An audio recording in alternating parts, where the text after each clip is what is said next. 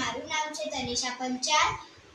હું તમને મારી ડ્રોઈંગ બુક બતાવવા માટે માંગુ છું અને તમારા સપોર્ટથી હું કરીશ.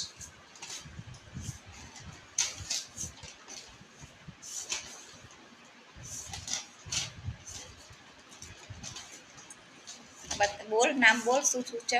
આ કૃષ્ણ ભગવાનનું છે, આ હું છું, આ પણ કૃષ્ણ ભગવાનનું છે, આ બેબી ડોલ છે. બસ આટલેથી મારી ફર્સ્ટ બતાવ ફટાફટ.